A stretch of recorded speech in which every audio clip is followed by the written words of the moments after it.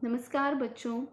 आज मैं आपको आपकी पाठ्य पुस्तक वसंत भाग 2 के पाठ 9 चिड़िया की बच्ची का अध्ययन करवाने जा रही हूँ। इस पाठ का उद्देश्य मैं एक कविता के माध्यम से बताना चाहती हूँ। तो कविता इस प्रकार है। चिड़िया के थे बच्चे चार, निकले घर से पंख पसार। पूरब से पश्चिम को आए, उत्तर से दक्षिण को धाए। पूरब पश्चिम उत्तर दक्षिण, देख लिया हमने जग सारा। अपना घर है सबसे प्यारा। तो बच्चों, इसका मतलब है कि हम जिंदगी में चाहे कहीं भी चले जाएं, कितने भी सुख सुविधाएं हमें क्यों ना मिल जाएं, लेकिन सच्चा सुख, आज़ादी का जीवन अपने परिवार के साथ बिताने में है। क्योंकि सच्चा प्यार, सच्चा सुख हमें अपने परिवार के साथ मिलता है। हमारे माता पिता का स्नेह अतुलनीय है, जिसकी तुलना हम किसी चीज़ से नहीं कर सकते। तो इस पाठ के लेखक हैं जैनेंद्र कुमार जी, जो कि हमें इस पाठ में क्या बताते हैं। उन्होंने पाठ में वर्तमान सामाजिक परिवेश की जानकारी देते हुए लोगों में लालच के कारण मानवीय मूल्यों की कमी को दर्शाया है तथा हमारे अपनों का हमारे जीवन में महत्व स्पष्ट किया है। अब इस पाठ में सबसे मुख्य पात्र है माधवदास। माधवदास एक बहुत ही धनी व्यक्ति था। उसके पास सुख के किसी साधन की कमी नहीं थी। कोठियाँ, बगीचे, गाड़ियाँ, नौकर चाकर, सोना चांदी, कोई चीज़ ऐसी नहीं थी जो उसके पास ना हो। तो बहुत ही अमीर व्यक्ति था, इसलिए घमंडी भी था। लेकिन सिर्फ ये नहीं था कि घमंडी था, घमंडी होने के साथ साथ कला प्रेमी भी था। अपने कोठी के सामने उसने एक बड़ा बगीचा बनवाया था और बगीचे में तरह तरह के सुंदर सुंदर फूल, पेड़, पौधे सब लगे थे। और शाम के समय वह अपने मित्रों का इंतज़ार करता। अगर मित्र आ जाते तो उनके साथ बातें कर लेता, अगर मित्र न आते तो प्रकृति की सुंदरता को देखते देखते पूरी शाम वहीं निकाल देता।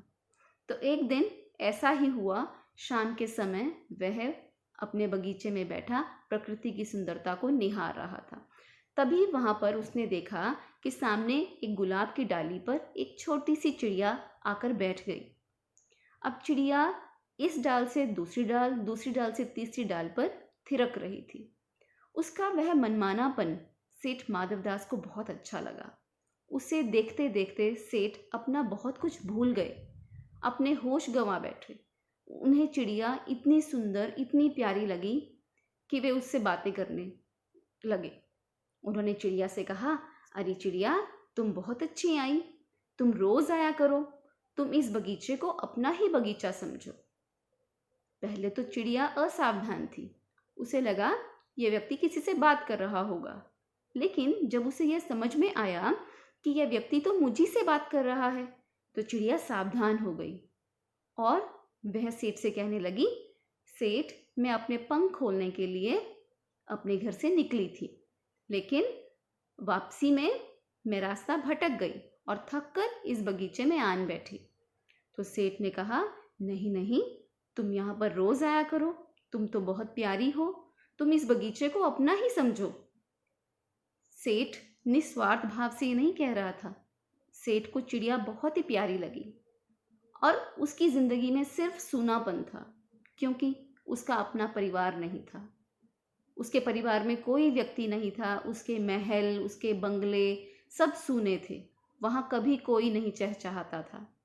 लेकिन जब से उसने चिड़िया को देखा, उसे लगा कि शायद मेरे जीवन का यह सूनापन कम हो जाए, इसलिए वह चिड़िया को अपने पास रखना चाहता था और उसने उससे बातें करना शुरू कर दिया।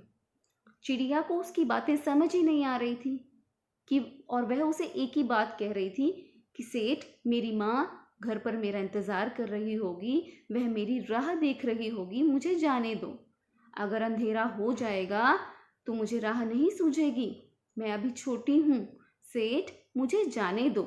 चिड़िया बार बार ऐसी बातें सेठ से कह रही थी, लेकिन सेठ उसे अपने पास रखना चाहता था। इसलिए उसने सोचा कि अगर मैं इसे कुछ लालच दूंगा तो शायद ये चिड़िया मेरे पास रुक जाए। उसने उसे लालच दिया कि तुम जानती नहीं हो मैं कौन हूँ, मैं सेठ माधवदास हूँ। जिससे मैं बात तक कर लेता हूँ उसकी तो किस्मत खुल जाती है। तुम ये सोचो कि भगवान ने तुम्हें कोई वरदान दिया है जो मेरा मन तुमसे खुश हुआ है, तुम मेरे पास ही रहो।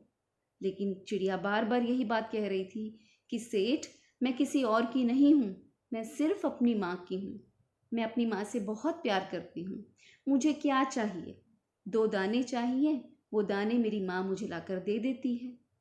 तो जब सेठ ने देखा कि उसकी बातों का इस चिड़िया पर कोई असर नहीं हो रहा, तो उसने अपने पास में जो बटन था उसे दबाया।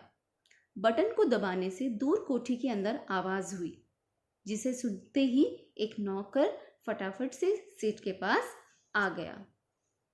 सेठ उस नौकर की मदद से चिड़िया को पकड़ना चाहता था। सेठ ने चिड़िया को बातों में उलझाए रखा और इंतजार करने लगा कि कब वह अपने नौकर को इशारा करे और नौकर इस चिड़िया को पकड़ ले। नौकर ने सेठ का इशारा पाते ही चिड़िया को पकड़ना चाहा, लेकिन चिड़िया की देह को जैसे ही नौकर के हाथ ने स्पर्श किया, वो जोर से चिचियाई और चीख मारकर उड़ी और उड़ती उड़ती उड़ती सीधा अपनी माँ की छाती से जाकर चिपक गई। और क्या बोली? ओ माँ, ओ माँ। उसके ये शब्द उसके मुंह से इसलिए निकले क्योंकि उसे अपनी माँ की गोद में जाकर सुकून मिला, चैन मिला। उसे ये समझ में आया कि किस प्रकार आज उसका जीवन बचा है, उसकी आज़ादी बची है।